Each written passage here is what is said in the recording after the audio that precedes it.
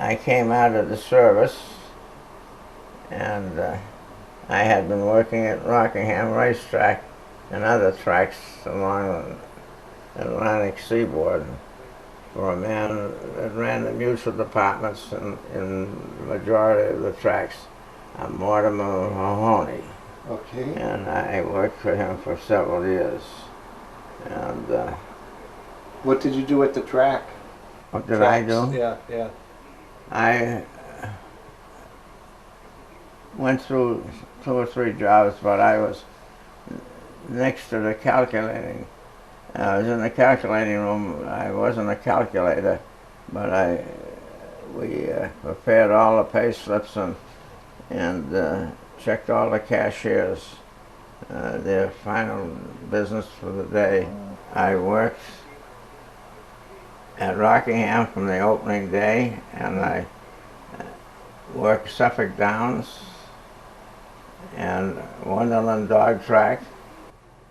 You know that before Rockingham was legal, they opened 4 years, I believe, before they were legalized. And I worked as a cashier on those.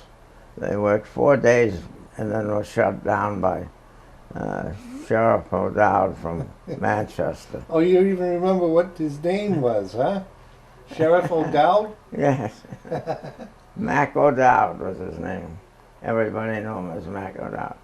And they had made the head of the Republican Party in Rockingham County, General John Green, as the first president of the Rockingham track.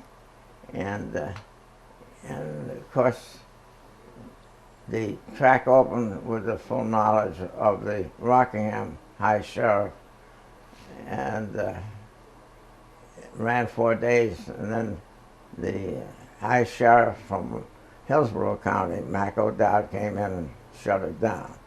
And then it was dead until it was legalized 4 years later, I guess. 4 years later, yeah. And you came back then? Oh, yes. Yeah.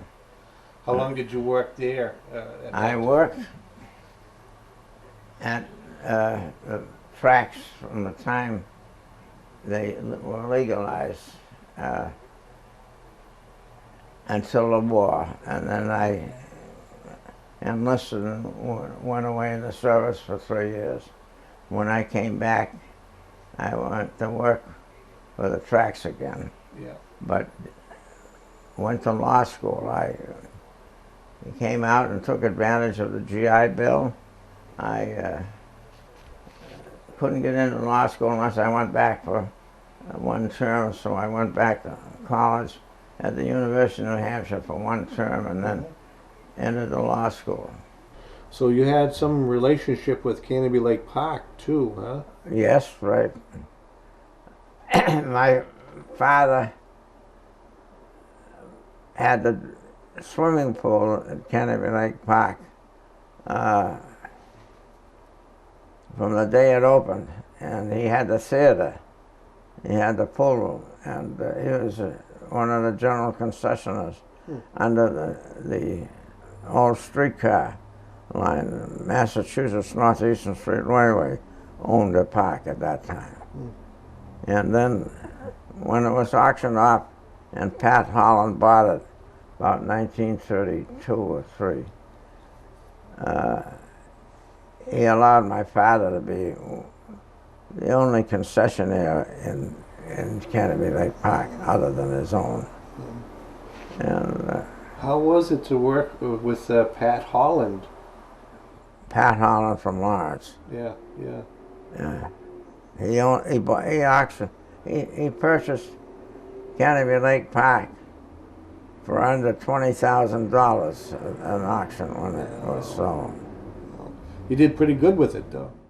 He was the one that actually created the front entrance and the parking lot. Is that right, or no? The parking, that was all there when the street railway. Okay.